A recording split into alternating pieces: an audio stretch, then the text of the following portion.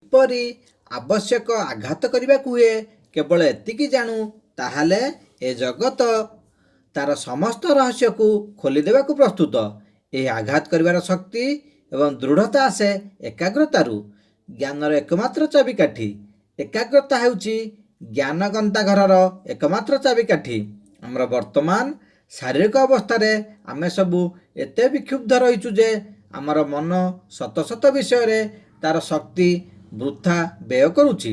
ଯେତେବେଳେ ଆମେ ବାଜ୍ୟ ଚିନ୍ତା ବନ୍ଦ କରି ଜ୍ଞାନ ଲାଭ ନିମିତ୍ତ କୌଣସି ବିଷୟରେ ମନ ସ୍ଥିର କରିବାକୁ ଚେଷ୍ଟା କରୁ, ସେତିକି ବେଳେ ହିଁ ଶତ ସହସ୍ର ଅବାଞ୍ଛିତ ଆଲୋଡ଼ନ ଆମ ମସ୍ତିଷ୍କରେ ଦ୍ରୁତ ଉତ୍ଥିତ ହୋଇ ଶତ ସହସ୍ର ଚିନ୍ତା ଯୁଗପତ୍ ମନରେ ଉଦିତ ହୋଇ ଏହାକୁ ଚଞ୍ଚଳ କରି ପକାଏ।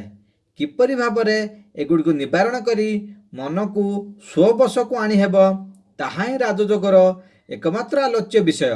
ଧ୍ୟାନାଭ୍ୟାସ ଦ୍ୱାରା ସମୁଚିତ ମାନସିକ ଏକାଗ୍ରତା ପ୍ରାପ୍ତ ହୁଏ। ମୋ ମତରେ ମନର ଏକାଗ୍ରତା ସାଧନ କରିବା ହିଁ ଶିକ୍ଷାର ମୂଳ କଥା, ତଥ୍ୟ ସଂଗ୍ରହ କରିବା ନୁହେଁ। ଆଉ ଥରେ ଯଦି ମୋତେ ନୂଆ କରି ଶିକ୍ଷା ଲାଭ କରିବାକୁ ହୁଅନ୍ତା ଏବଂ ନିଜର ଇଚ୍ଛାନୁସାରେ ମୁଁ ତାହା କରିପାରନ୍ତି, ତାହେଲେ ମୁଁ ଶିକ୍ଷଣୀୟ ବିଷୟବସ୍ତୁ କଥା ନ ଭାବି ମନର ଏକାଗ୍ରତା ଓ ନିର୍ଲିପ୍ତତାର କ୍ଷମତାକୁ କ୍ରମେ କ୍ରମେ ବଢ଼ାଇବାକୁ ଚେଷ୍ଟା କରନ୍ତି। ତାପରେ ଏପରି ଭାବରେ ଗଠିତ ନିଖୁଣ ଯନ୍ତ୍ର ସାହାଯ୍ୟରେ ଇଚ୍ଛା ମୁତାବକ ତଥ୍ୟ ସଂଗ୍ରହ କରିପାରନ୍ତି। ଏକାଗ୍ରତା ପାଇଁ ବ୍ରହ୍ମଚର୍ଯ୍ୟର ଆବଶ୍ୟକତା। 12 ବର୍ଷ ପର୍ଯ୍ୟନ୍ତ ଅଖଣ୍ଡ ବ୍ରହ୍ମଚର୍ଯ୍ୟ ପାଳନ କରୁଥିବା ବ୍ୟକ୍ତିକୁ ଶକ୍ତିପ୍ରାପ୍ତ ହୁଏ।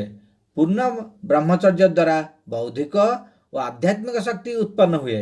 କାମନା ବାସନା ଦମନ ହେଲେ ଉତ୍କୃଷ୍ଟ ଫଳ ଲାଭ ହୁଏ। କାମ ଶକ୍ତିକୁ ଆଧ୍ୟାତ୍ମିକ ଶକ୍ତିରେ ପରିଣତ କର। ଏହି ଶକ୍ତି ଯେତେ ପ୍ରବଳ ହେବ, ତାହା ଦ୍ୱାରା ସେତେ ବେଶୀ କାମ ହୋଇପାରିବ।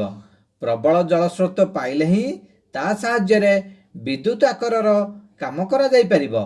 ଏହି ବ୍ରହ୍ମଚର୍ଯ୍ୟ ଅଭାବରୁ ଆମ ଦେଶରେ ସବୁକିଛି ପ୍ରାୟ ଧ୍ୱଂସ ହେବାକୁ ଯାଉଛି।